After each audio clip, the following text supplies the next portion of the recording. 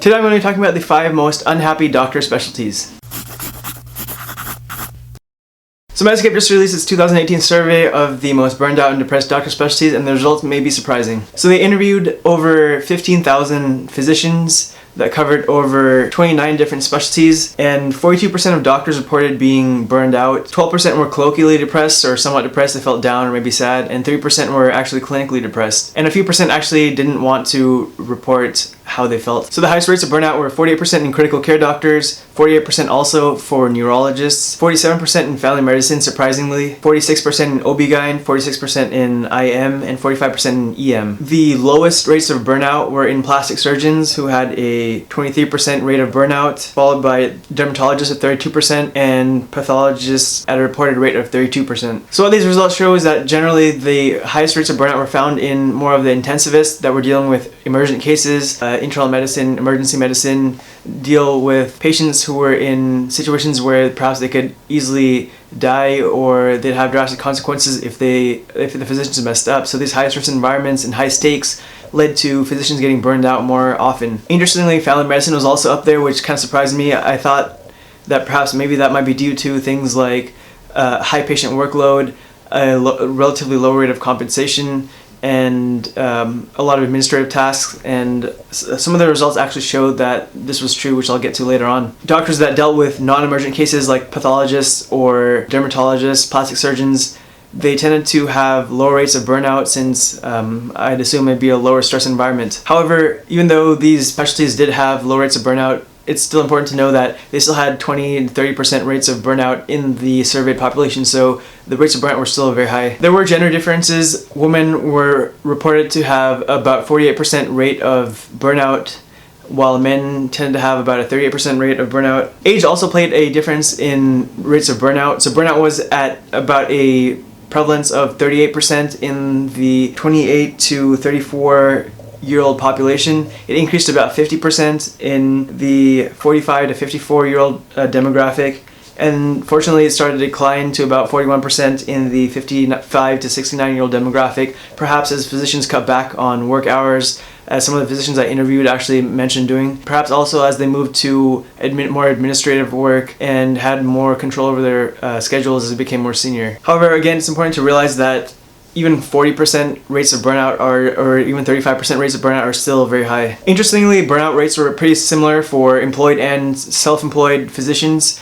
They were both about 42%. I would have expected maybe self-employed physicians to have lower rates of burnout since they had more control over their schedules, but what researchers found is that employed physicians who are working in like hospitals or bigger groups, maybe like Kaiser or other organizations, had productivity targets to meet, different criteria and different metrics that they had to meet, and so this causes additional stress, whereas self-employed physicians may not have those, but they had to deal with the business side of things, which also creates its own stresses. Why is this a problem? Well, one, we want our physicians to be in the best mental and physical state. We want them to have the best well-being that they possibly can have, but also even besides their own well-being, this actually creates a negative impact on patients' health. So 40% of the doctors that mentioned that they were depressed said that their depression didn't affect their interaction with their patients or their quality of care. However, I think that is probably a generous estimate. Regardless, many physicians actually mentioned that they did think that their quality of care was being affected by their negative mental state. So 33% said they became more irritated or frustrated with patients, 32% felt less engaged, and there were other things, likelihood of being friendly, less motivation, and even a couple percent admitted that they've actually made errors due to their negative mental state. This was also mirrored in colleagues, with 42%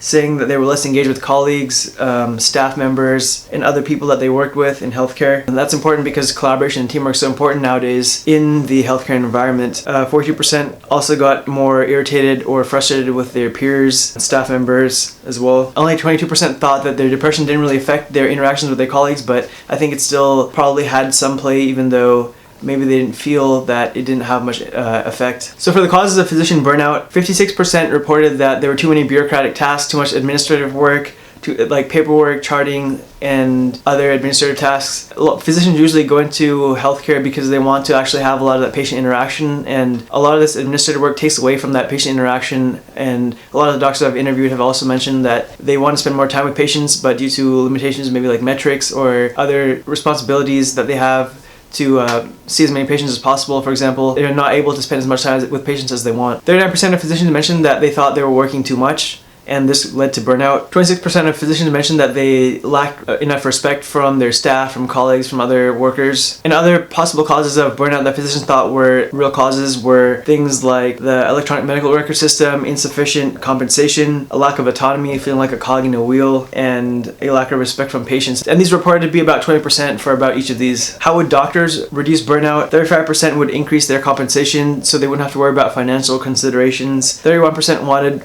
better and more reasonable work hours. 27% would decrease government regulations. 24% would make more reasonable patient loads so they'd be able to maybe spend more time with patients, maybe not have to work as long as well. Other things that they wanted were more autonomy, more respect from colleagues or staff, more paid time off, greater flexibility, other similar factors. How do doctors currently cope with burnout? About half of them, 50%, tended to exercise. This is a couple of percent higher in males as opposed to females, but they was both about 50%. The greatest difference was found in talking to family or friends, which is another popular method. 46% of the total physicians talked to family or friends. This was 55% in women and 39% in men, possibly due to stigmas or underlying biases in men of not wanting to reveal their emotions or be vulnerable to other men. 42% of physicians relied on sleeping more as a form of coping with burnout. This was more prevalent in women, 46% as opposed to 38% in men. 36% tended to isolate themselves. And other ways physicians fought burnout were things like music, alcohol, binge eating. All were found in about 20% of physicians. Nicotine or marijuana use was low, but it was about a couple percent of the physicians. For doctors who sought help, there were some gender differences here as well. So about 31% of female physicians sought help at some point in their career or were currently seeking help, as opposed to 24% of male physicians who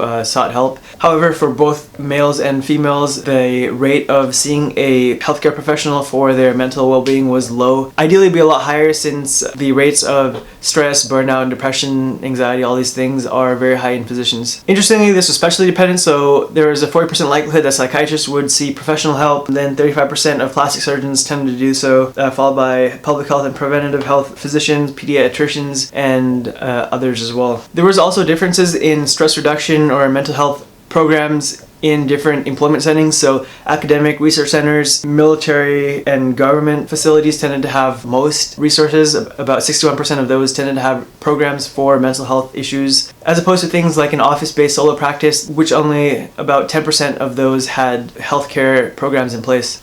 For doctors who were not burned out, they reported that they were able to exercise a lot, they had a lot of autonomy and flexibility, they were able to maintain a sense of accomplishment or joy in their work, they were able to manage their expectations and have a positive outlook, they liked their patients, they liked their working environment, they liked their colleagues, they had supportive family. Often a lot of them tend to work part-time or locum tenens, so they're able to reduce their hours and have more control over their hours. They're also able to balance home life and work life, so again, that work-life balance, having more time to take care of themselves, having a supportive environment at home and at work really helped. Physicians also gave some advice in this survey to prevent burnout. These were things like counting blessings, avoiding news, not taking computer work home, so just maybe staying an extra hour and finishing it but not bringing it home, so keeping work at work and home at home. Trying to regain physician control of treating patients, and ideally finding ways to be happy working, or else they believed that there was something wrong if you weren't happy with your overall work. So those are some findings from the 2018 Depression and Burnout Survey that Medscape just did. It seems like, again, the most burned out physicians were physicians who were working long hours, who had a lot of administrative tasks, who are working with higher stress patients or a large workload, working many hours, and perhaps not being compensated as well as some of the other specialties, so more of the generalists. Of course, these probably change over time, so you shouldn't just choose your specialty based on different surveys of happiness or satisfaction in different specialties, but these are definitely things to keep in mind. So, hope you guys found some of this useful. I'll include a link to that article or that survey down below in the description box so you can read all the stats for yourself if you'd like.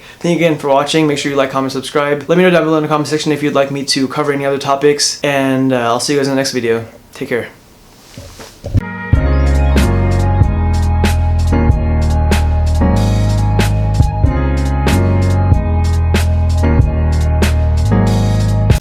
So I got a mic, and that means reaction videos are coming soon.